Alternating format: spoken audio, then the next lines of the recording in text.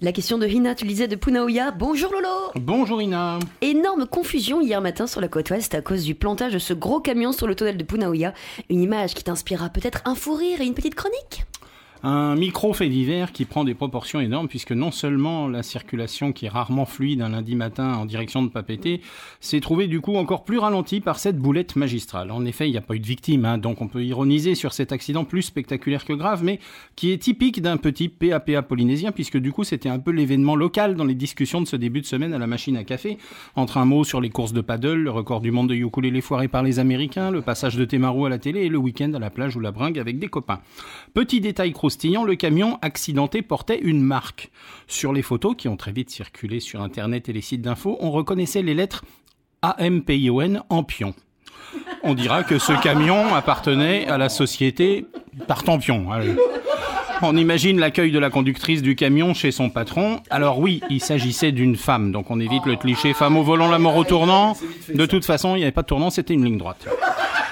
Non, parce que vu les dégâts, même sans faire partie de CSI Papeete, l'état explosé du camion laisse supposer que la copine au volant ne roulait pas doucement. L'arrière du camion n'a pas été rayé ni effleuré, elle est carrément explosé.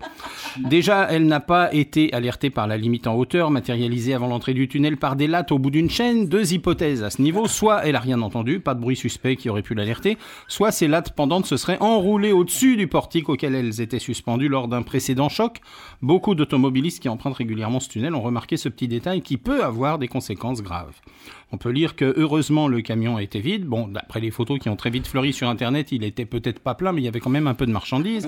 Une conductrice qui va bien se faire vanner, non mais qu'avait-elle en tête ? Je pense que peut-être la veille, elle revenait en famille de la plage du PK18, elle est passée par le tunnel en rentrant après une bonne baignade dans son pick-up double cabine, et ce matin-là, lundi matin, au volant du camion, elle a dû se souvenir de son dimanche avec un peu de nostalgie, rêvant peut-être déjà à son prochain week-end.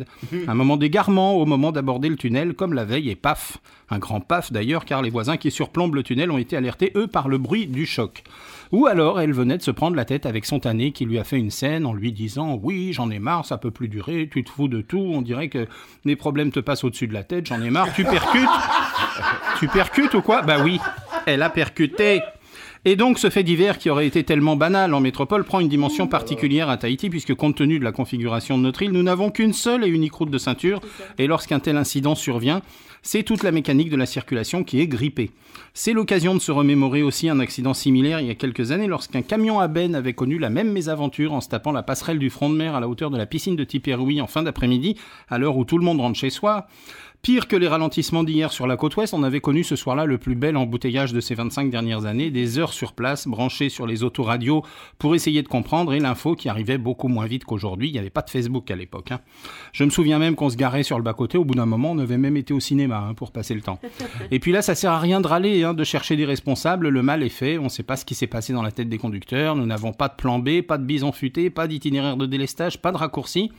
Est-ce que ça vaut le coup de lancer une polémique sur le contrôle des hauteurs de véhicules aux abords des tunnels ? Non, même pas.